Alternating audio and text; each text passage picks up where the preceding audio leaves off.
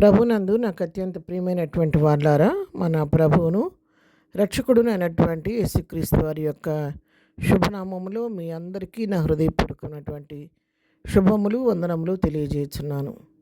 ఉదయకాల సమయంలో దేవుని వాక్యాన్ని ధ్యానం చేసుకుందాము. ఈరోజు వాక్య ధ్యానం కొరకు మనం తీసుకున్నటువంటి లేఖన భాగము యెషయా గ్రంథము 43వ అధ్యాయము 13వ వచనం చదువుకుందాం. ఈ దినము మొదలుకొని నేనే ఆయనను, నా చేతిలో నుండి విడిపించగలవాడెవడనో లేడు, నేను కార్యము చేయగా త్రిప్పివేయవాడెవడు. దేవుని నామమునకు మహిమ కలుగునుగాక. ఈ వాక్య భాగాన్ని మనం గమనించినట్లయితే మరి దేవుడు ప్రశ్నిస్తున్నాడు ఇక్కడ. నేను మీ దేవుడను, నేను ఇది మొదలుకొని నేనే మీకు దేవుడిగా నడిపించే దేవుడై ఉన్నాను. మీరు నా చేతిలో ఉన్నారు కాబట్టి నా చేతిలో విడిపించగలవాడెవడను లేడు. అంతేకాదు, నేను ఒక కార్యం చేశానంటే ఆ కార్యాన్ని దాన్ని త్రిప్పివేయటం ఎవరి వల్ల కూడా కాదనే సత్యాన్ని దేవుడు ఇక్కడ తెలియచేస్తున్నాడు. అవును ప్రియరా, ఆయన సర్వయుగములకు ఆయనే దేవుడు, ఆయనే రక్షకుడు, మన విమోచకుడు ఆయనే. మన కొరకు రక్తక్రయధనం చెల్లించిన వాడు ఆయనే. మనం విమోచించుకున్నాడు, తన సొత్తుగా చేసుకున్న మన ప్రభువు ఆయన హస్తంలో మనల్ని ముద్రించుకొని తన చేతులు అరచేతిలో మనం చెక్కుకొని నిత్యము కంటికి రెప్పలాగా మనల్ని కాపాడుతున్న దేవుడు. తల్లి విడిచినా కూడా విడివని దేవుడు మన దేవుడు.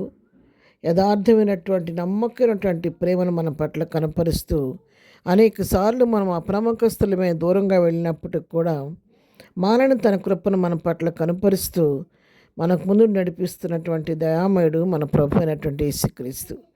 అంతేకాదు, ఆయన మన జీవితంలో మనకి ఏ సమయానికి ఏది అవసరమో తప్పకుండా మనకు చేసి మనకు అవసరతలన్నీ తీర్చే దేవుడు, మన హృదయవాంఛలను తీర్చే దేవుడు, మన కోరికలు సిద్ధింపజేసే దేవుడు, ఎన్నడూ విడివని దేవుడు, ఎడబాయని దేవుడు. అంతేకాదు, హృదయంలో ఆలోచన పుట్టక ముందే దాన్ని ఎరిగిన దేవుడు. కాబట్టి నా కుమార్తెకి ఇది అవసరం కాబట్టి తీర్చాలి అని, నా కుమారుడు దీనికోసం ఎదురు చూస్తున్నాడు కాబట్టి నా కుమారుడికి అనుగ్రహించాలని ఒక తండ్రి కంటే ఎక్కువగా మనల గురించి ఆలోచించి శ్రద్ధ వహించే దేవుడు మన దేవుడు. అంతేకాదు, ఆయన మన జీవితాల్లో ఒక కార్యం తలపెట్టినప్పుడు దాన్ని తప్పకుండా ఆ కార్యాన్ని చేసి తీరే దేవుడు కాదు. కానీ ఎంతమంది అడ్డొచ్చినా దాన్ని ఆపటానికి వారి వల్ల కాదనమాట. ఆయన ఒక కార్యం మన జీవితంలో చేస్తే దాన్ని త్రిప్పివేయాలని ఎంతమంది ప్రయత్నించినా ఎవరి వల్ల కూడా దాన్ని త్రిప్పివేయటం. ఒక వ్యక్తిని దేవుడు ఆశీర్వదించాలని నిశ్చయించిన తర్వాత ఆ ఆశీర్వాదాన్ని అడ్డుకోవటం ఎవరి వల్ల కాదు. ఆయన ఆశీర్వదించకుండా మనం దివారాత్రులు కష్టపడినా ఆ ఆశీర్వాదాన్ని మనం పొందుకోలేము.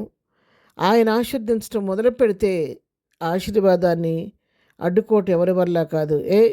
ఈ విన్నాళ్ళు ఇలాంటి పరిస్థితుల్లో ఉంది, ఏమిట్లా ఆశీర్వదించబట్టం ఏంటి, మేము చూడలేకపోతున్నాం ఏం ఆశీర్వాదాన్ని చెప్పని మనకు విరోధులుగా ఉన్నవారు ఎవరైనా దాన్ని ఎట్లయినా ఈ ఆశీర్వాదం యొక్క రాకుండా మనం అడ్డగించాలని ఎవరైనా ప్రయత్నం చేసినా కూడా ఎవరి వల్ల కూడా కాదు. ఎందుకంటే ఆయన ఆశీర్దిస్తే మనం ఆశీర్దించబడిన వారిగా ఉంటాం.